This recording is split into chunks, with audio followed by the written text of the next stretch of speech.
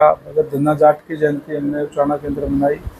सभी जो हमारे महापुरुष हैं अलग अलग समाजों के, उनकी जयंतियाँ मनाने का काम करते हैं, जिससे क्योंकि भारतीय जनता पार्टी की सरकार है, सबको साथ लेकर के चलती है ताकि सभी आपका ऑनर फील करे। जो महापुरुष, जो संत महात्मा जितने भी आए हैं, जो शिक्षा दे करके गए हैं, उनको ग्रहण करके और आगे की रणनीति या आगे के अपना जो जीवन है सफल बनाने का काम करें।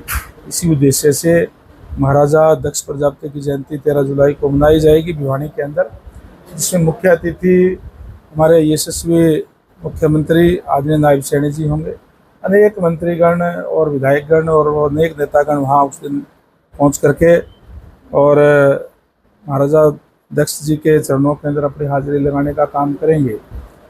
हमने पहली बार जो दक्ष जयंती है सरकारी सत्र के ऊपर पिछले साल हिसार के अंदर मनाई थी, जिसमें पूरे प्रदेश भर से बड़ी संख्या के अंदर समाज के लोगों ने जा कर के और वहाँ एक अच्छा सम्मेलन करने का काम किया था। यहाँ यमुनानगर से भी, क्योंकि सरकारी सत्र पे है इसलिए सरकार की तरफ से व्यवस्था की जाती है और काफ़ी लोग यहाँ से गए थे, इसलिए इस बार भी निमंत्रण देने के लिए मुझे कई जिलों के अंदर जाने का मौका मिला है। लोगों में बहुत जोश है। मैं समझता हूँ कि 13 जुलाई को बहुत बड़ी संख्या में भिवानी में आकर के और दक्ष जयंती मनाने का काम करेंगे। और यहाँ से भी अच्छी संख्या के अंदर जिस तरीके से लोग आए हुए हैं, जो मौजूद लोग आज बुलाए थे कुछ एक, वो अब सारे आए हुए हैं जो जोश के साथ, उनकी अलग अलग ड्यूटियाँ लगा करके और ज़्यादा से ज़्यादा यहाँ से भी जाएंगे, मनाने का काम करेंगे। जिस तरीके से सरकार लगातार जो कार्य कर रही है वो हर वर्ग को लेकर के कार्य कर रही है। पंडित दीनदयाल उपाध्याय का जो अमूल मंत्र है, अंत्योदय, अंतिम व्यक्ति तक सरकारी सेवाओं का लाभ पहुँचे, इसके अनेक कदम उठाने का काम किया है। आज महाराजा दक्ष जयंती मना रहे हैं। जो प्रजापति समाज है वो भी मोस्ट बैकवर्ड के अंदर आता है। मोस्ट बैकवर्ड की बात करूं तो सबसे ज़्यादा सम्मान अगर किसी ने देने का काम किया तो भारतीय जनता पार्टी ने देने का काम किया। उसकी शुरुआत आदरणीय मनोहर लाल जी ने शुरू करने का काम किया था, और जिससे जो मेरिट के आधार पर नौकरी देने का काम किया, क्योंकि ये समाज जो है हाथ से काम करने वाला है, सारा का सारा मेहनत कश है। ना तो इनके पास ज़्यादा पैसे होते और ना पॉलिटिकल सिफारिश होती, इसलिए पिछली सरकारों के अंदर जो है जहाँ जो खासकर जो एससी के जो मोस्ट बैकवर्ड के बच्चे हैं, उनको जब भी कोई सरकारी नौकरी आती थी तो उनको अयोग्य घोषित करके बैकलॉग छोड़ दिया जाता था, बहुत कम उनमें से लिए जाते थे। जब से भारतीय जनता पार्टी की सरकार बनी है, जितनी भी वैकेंसीज मोस्ट बैकवर्ड की होती है, चाहे एससी की होती है, सारी की सारी आज पूरी भरी जाती है। पहले ऐसा नहीं होता था। ऐसा नहीं है कि पहले कोई बच्चे पढ़ते नहीं थे, बच्चे पहले भी पढ़ते थे, लेकिन इस तरीके की व्यवस्था देने का काम पहले की सरकारों ने नहीं किया। केवल और केवल अपना अपना करके और अपने लोगों को ही भर्ती करने का काम जो करते थे, इनके साथ अन्याय होता था। इसी तरीके से आज अगर हम देखेंगे तो चाहे वो शेड्यूल कास्ट की बात है, हमने कहा था चुनाव के अंदर कि हमारी सरकार बनते ही हम जो डिप्राइव्ड शेड्यूल कास्ट है उनको 10% अलग से आरक्षण देने का काम करेंगे। बाबा साहेब डॉक्टर भीमराव अम्बेडकर जी ने जो आरक्षण की व्यवस्था की थी वो इसीलिए की थी कि जो वंचित वर्ग है उसको उसका हक जो है मिल सके। और इसीलिए मैं धन्यवाद करूंगा हमारे माननीय मुख्यमंत्री महोदय का। सरकार बनते ही पहली कैबिनेट मीटिंग के अंदर ही इस बात का फैसला लिया गया कि डिप्राइव्ड शेड्यूल कास्ट है उसको 10% से अलग से हरियाणा के अंदर आरक्षण दिया जाएगा। पहले की सरकारों ने जो वंचित वर्ग है उसके साथ अन्याय करने का काम किया था, और यही कारण है कि लगातार आज प्रदेश के अंदर भी, देश के अंदर भी तीसरी बार भारतीय जनता पार्टी की सरकार जो बनी है, और इन 11 सालों के अंदर जिस तरीके से आदरणीय नरेंद्र भाई मोदी जी जब से देश के प्रधानमंत्री बने हैं, देश का गौरव विश्व पटल के ऊपर बढ़ाने का काम किया है। आज जिस तरीके से पहले विश्व भारत को देखता था और आज देखता था, बहुत अंतर है। और जिस तरीके से मोदी जी ने देश के लोगों से आह्वान करने का काम किया, चाहे कोरोना काल के अंदर भी वोकल फॉर लोकल, लोकल को बढ़ावा देते हुए हमारी अर्थव्यवस्था को मजबूत करने का काम किया है। और आज बड़ी खुशी हमें इस बात की कि जहां मोदी जी जब देश के प्रधानमंत्री बने थे तब 11वें नंबर पर जो हमारी अर्थव्यवस्था थी आज 4थे नंबर पे आ गई है। और जो सपना आज ने नरेंद्र मोदी जी का है कि 2047 तक देश जो है वो विकसित राष्ट्र होगा, विकसित देश होगा, निश्चित रूप से आज हमारा देश उस ओर बढ़ रहा है। और उसके अंदर हरियाणा की एक अपनी अलग पहचान होगी, वो विकसित हरियाणा उसके अंदर जो है वो शामिल होगा। नायब सैनी जी के नेतृत्व में हरियाणा भी निरंतर जो है प्रगति के पथ के ऊपर है। मंत्री जी, पिछले दिनों बारिश हुई है और बारिश से पूरा यमुनानगर मतलब त्रस्त हो गया। 4 से 5 फुट पानी हर घर में, हर गली में, यहाँ तक कि एक्सीएन जो डिपार्टमेंट के थे उनके घर में भी पानी था। मतलब सीवरेजों की सफाई की बात की जाती थी लेकिन कहीं कोई व्यवस्था नहीं थी। देखिए, हमने वैसे तो अधिकारियों को सबको निर्देश दिया हुआ है कि अभी मानसून से पहले जो सारी उसका व्यवस्था करने का काम करें। इस बार मानसून भी थोड़ी जल्दी आई है, बारिश भी उम्मीद से ज़्यादा एकदम से हुई है। हमने इसकी सीवरेज की व्यवस्था ठीक करने के लिए, उसकी सफाई के लिए भी सुपर स्ट्रक्चर मशीन के भी ऑर्डर दे दिए हैं हाई पावर परचेज कमेटी के अंदर। अब वाणी शुरू भी हो जाएगी और जब हर जिले के अंदर सुपर स्ट्रक्चर मशीनें आ जाएगी तो मैं समझता हूँ कि इतनी दिक्कत परेशानी नहीं होगी। फिर भी हमारा जो डिपार्टमेंट है, चाहे वो पीडब्ल्यूडी है और चाहे वो पब्लिक हेल्थ डिपार्टमेंट है, उनको दिशा निर्देश दिए हुए हैं कि सीवरेज की व्यवस्था भी ठीक करने का काम करें और जो नाले वगैरह है उनकी सफाई प्रॉपर तरीके से करें। लेकिन कई बार ज़्यादा बारिश आने के कारण ये दिक्कत जिस तरीके से आपने कहा कि आई है वो आई होगी। हम उसकी भी मॉनिटरिंग करके और उसको भी ठीक करने का काम करेंगे। सर, क्या ये लकीर पीटने वाला काम नहीं है? नहीं है कि नगर निगम का कौन से नाले की आप बात कर रहे हैं। अगर पीडब्ल्यूडी से इजाजत लेनी होगी, नगर निगम ने ली होगी तो 100% अगर एप्लीकेशन दी होगी तो करवा देंगे। हर साल मॉनसून में प्रशासन की नाकामी नजर क्यों आती है? देखिए, कई बार टाइम से ज़्यादा, एकदम से ज़्यादा बारिश आने से इस प्रकार की दिक्कत होती है। हम इसकी प्रपोजल बना रहे हैं। अभी हमने अधिकारियों को कह भी दिया कि इस टाइप की प्रपोजल बनाए हैं। अभी मैं अम्बाड़ा से आया हूँ, वहाँ भी मैंने कहा है, प्रपोजल बनाई भी है हम, ताकि आने वाले समय के अंदर इस टाइप की दिक्कत परेशानी ना आए। सर, यमुनानगर में सिविल हॉस्पिटल बनाया गया, बहुत अच्छा सिविल हॉस्पिटल बनाया गया, जो इसमें टाइल्स लगी हैं। यहाँ यमुनानगर की बिल्डिंग की बात करूँ, कितनी बार हादसे हो चुके हैं, तो इसके बारे में आप क्या कहना चाहेंगे? क्या इनके जो लापरवाह अधिकारी हैं, कर्मचारी हैं, उन पर एक्शन क्यों नहीं होता? टाइल मतलब आज से बाहर वॉल्स टाइल हैं, कई बार गिर गए। कई लोग इंजर्ड हो चुके हैं, कई लोग। अब मुझे ये ध्यान नहीं कि किस डिपार्टमेंट ने वो पीडब्ल्यूडी ने अगर बनाया होगा, अभी बनाया है।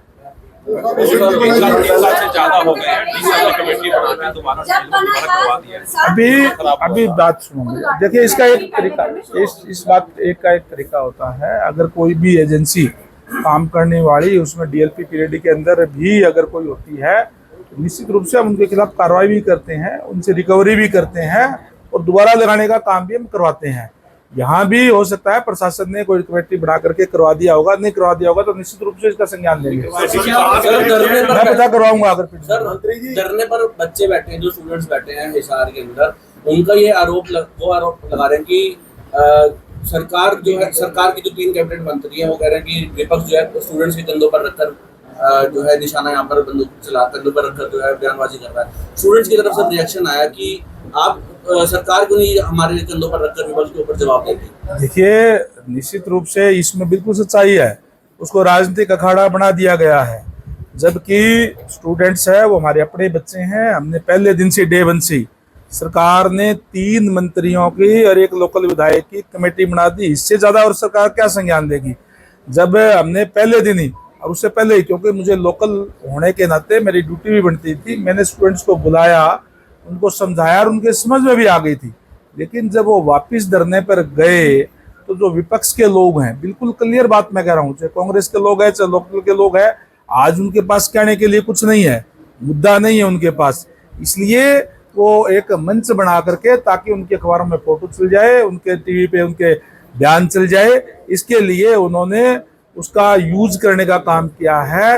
उनको स्टूडेंट्स के हित से कोई लेना देना नहीं है, केवल और केवल अपनी राजनीतिक रोटियां सेकने का काम कर रहे हैं। हमने बच्चों को समझाया भी था इस बात के लिए कि बेटा आपके लिए जो है सरकार आपके साथ है, जो यूनिवर्सिटी ने कोई फैसला लिया है, जो आपके समझते हैं कि स्टूडेंट हक में नहीं है, वो उसको वापस करा देते हैं डे वन से ही, ताकि बच्चों की पढ़ाई खराब ना हो।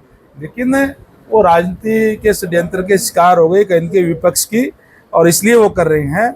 हमें वहाँ पे राजनीति करने की जरूरत नहीं है। मैंने कहा कि मैं पहले दिन ही मैंने बच्चों को बुलाया, उनसे बात करी, उनकी मांगे मानी, और उसके बाद में माननीय मुख्यमंत्री महोदय के संज्ञान में आते ही उन्होंने 3 मंत्रियों की और 1 एमएलए की 4 सदस्यीय कमेटी बनाई। हमने उनसे बात करी, लेकिन हमारे पास बात करके बोले ठीक है जी। उसके बाद में आगे जाकर के कहीं न कहीं जो इसको बढ़ावा देना चाहते हैं उसके वो धक्के चढ़ गए। गलतियां दोनों साइड से हुई है। आज भी मैं कह रहा हूँ जहाँ जो प्रशासन की तरफ से गलती हुई, यूनिवर्सिटी प्रशासन की तरफ से, मानता हूँ, हमने उनके खिलाफ एफआईआर करी है। कोई भी अगर गलत कार्य करता है उसके खिलाफ एक्शन लिया जाता है। बच्चों की तरफ से भी उन्होंने पत्थर भी बरसाए हैं, लाठी डंडे भी चलाए हैं, उनकी तरफ से भी गलतियां हुई है। लेकिन क्योंकि ये बच्चों का मामला था, ये निपट जाए, कोई दिक्कत किसी को ना आए, इसके लिए हमने किया। अदरवाइज तो फिर कानून अपना काम करेगा ना। अल्टीमेटम दिया सर 1 जुलाई तक बच्चों ने। मैंने कहा ना, लिखित में मांगो। मैंने कहा कि हमने बात शुरू से मान ली थी। बच्चों को आपके चैनल के माध्यम से भी कहता हूं कि बच्चे गुमराह ना हो, स्पष्ट आकर के बात करें, उनकी बात हम मान रहे हैं, नहीं तो फिर कानून तो अपना काम करेगा। मंत्री जी, पूरे देश में भगवान जगन्नाथ की रथ यात्राएं निकल रही हैं, बड़ा हर्षोल्लास है, मोदी जी का भी बयान आया है, लेकिन पश्चिमी बंगाल के मालदा में 629 साल बाद यात्रा पे रोक लगा दी ममता बनर्जी सरकार ने। बड़े दुर्भाग्यपूर्ण है कि लोगों के आस्था के साथ इस टाइप का खिलवाड़ करना, और उनकी पुरानी आदत रही है, खासकर जो एक हिंदुओं को टारगेट करना, इस टाइप की ममता जी की रही है, दुर्भाग्यपूर्ण है, नहीं होना चाहिए ऐसा। Thank you. बरसात आई, पानी भर गया, तो अब हमें याद आ गया कि हम इसी नहीं, मैंने कहा कि हमने पहले ही जून के शुरू के अंदर ही मीटिंग लेकर के बाकायदा से सबको दिशा निर्देश दे दिए थे। लेकिन जो सुपर सेक्टर मशीनें हैं जिससे जो सीवरेज अच्छी तरीके से साफ हो जाता है, वो मशीनें हमने मई के अंदर हमारी जो ऑर्डर दिए थे वो तक पूर्ण रूप से आ नहीं पाई। अब आ जाएगी, आने के बाद भी उसमें कोई दिक्कत परेशानी नहीं होगी। सर मशीन की बात नहीं हो रही, यहाँ रास्ते की बात है। जो नालों की सफाई वैसे होनी चाहिए, क्योंकि नाले गहराई में नहीं है, पानी आता है तो पानी सारा ओवरफ्लो होता है। आज हिसारपुरा एक नदी की में तब्दील हो चुका है, गाड़ियाँ तैयार नहीं है, तो यहाँ कोई सफाई कर्मचारियों की कमी है कि वो सफाई नहीं करते। अधिकारियों की ना कहीं नेग्लिजेंसी तो है नहीं, उसका प्रॉपर तरीके से ठीक करवाने का काम करेंगे हमें, उसमें कोई कहीं भी लोगों को दिक्कत नहीं आने देंगे, और हमारा डिपार्टमेंट उसमें कार्य करेगा। मंत्री जी, आपने सर, 15 जून से encroachment पहले है, जो नालों के ऊपर इंक्रोचमेंट है, उसको उठाने का क्यों नहीं काम किया जाता? क्या दबाव क्या है? क्योंकि आम पब्लिक पानी से मरती है। मैं कुछ ऐसे लोग हैं जिनके चक्कर में सारा शहर को इस बदहाली में आना। नहीं, इस टाइप का मामला अगर एनक्रोचमेंट का आया तो निश्चित रूप से उसको दूर करेंगे, इसका कोई दबाव नहीं है सरकार पे। हमें ट्रांसपेरेंसी से कार्य करते हैं, और निश्चित रूप से अगर एनक्रोचमेंट की वजह से कोई दिक्कत आ रही है तो निश्चित रूप से हम उठाएंगे। मंत्री जी, आपने 15 जून से पहले गड्ढे भरने का जो अधिकारियों ने पालना नहीं की, परसों के दिन मंत्री जी आए हुए थे कृष्ण कॉलेज में, वहाँ एक खड्डे में पुलिसकर्मी ड्यूटी देखते हुए डूब गया। कुदरती बात है, गिर गया और बचा, अदरवाइज उसकी कोई ना कोई बड़ा हादसा हो सकता था। देखिए, पर्टिकुलर एक जगह की आप बात कर रहे हैं तो मुझे नहीं पता, आप भी पत्रकार साथी हो, हर जगह घूमते हो। हमने पूरे हरियाणा प्रदेश के अंदर गड्ढे भरवाने का काम किया है। पर्टिकुलर हो सकता है कि एक जगह आपने कही वो नहीं हुआ होगा। मैंने पहले भी ये कहा था, एक मिनट, हमारी 5000 किलोमीटर की सड़कें जो है वो पुअर कंडीशन के अंदर थी, जिसमें से हमने उनका वर्क ऑर्डर में इस साल के ले लिया है, उनका नया कारपेट हम इस साल के अंत तक कर देंगे। उसमें से कुछ एक रोड ऐसी थी जो ज़्यादा खराब कंडीशन में थी, जिसके गड्ढे नहीं भरे जा सकते थे। उसके अलावा जो 14,300 किलोमीटर हमारी डीएलपी पीरियड के अंदर है, उसके सारे के सारे हमने कार्य करवा दिए, और जो लगभग 5,500 किलोमीटर की जो रोड थी जिसपे जो डिपार्टमेंट के पास थी उसके भी हमने गड्ढे भरवाने का काम किया है। पर्टिकुलर कोई जगह ऐसी है तो हम जरूर उस पर संज्ञान जरूर हम लेंगे। सर आपकी तरफ से काम बहुत बेहतर हो रहा है, सरकार बहुत बढ़िया काम कर रही है, लेकिन ये सब हम तब तक याद आता है, बरसात आती है तो अधिकारी सड़कें बनाने से ऑर्डर दे देते हैं, इधर बारिश पड़ रही होती है तो वहाँ काम चल रहा होता है। बारिश के अंदर कोई भी कार्य सड़कों का नहीं होता, क्योंकि आज सुनो मेरी, अभी अचानक कोई काम चलते बारिश अलग बात है। अभी तक मानसून का सही मौसम हम मानते हैं जुलाई से हमारे यहाँ जो आता है, और उससे पहले जून के अंदर सड़कों का कार्य होता है। चलते काम में अगर कोई एक आधी कोई बारिश आ गई तो उसमें काम नहीं रुका करते।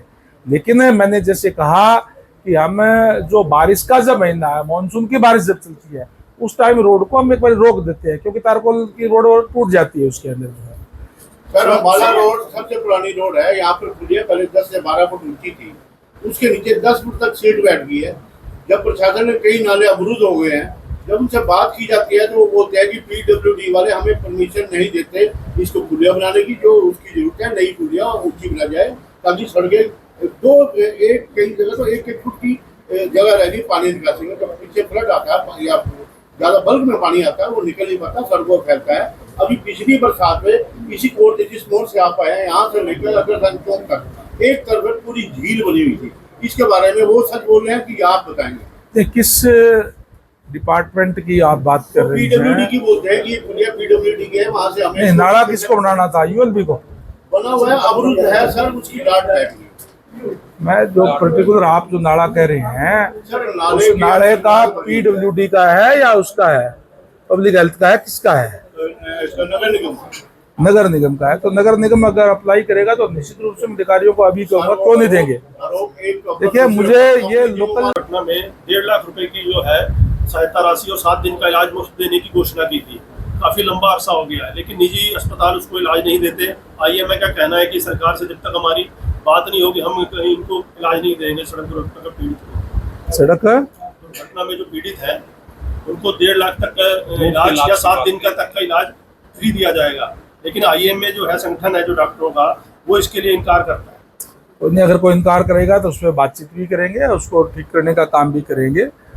मेरे तो संज्ञान में अब तक कोई इस टाइप की बात आई नहीं कि कोई इस टाइप के कोई इनकार किया है या और है। आज आपने कहा है तो निश्चित रूप से हम इस पर सरकार बात करेगी। सरकार भारतीय जनता पार्टी के जो हम कहते हैं उसको करते हैं, धरातल के ऊपर उतारने का काम करते हैं ताकि लोगों को उसका लाभ मिले। इस बात के लिए हम प्रतिबद्ध है। निश्चित रूप से सरकार की तरफ से कही गई बातों का पालन होगा। सर दुष्यंत चौटाला का एक बयान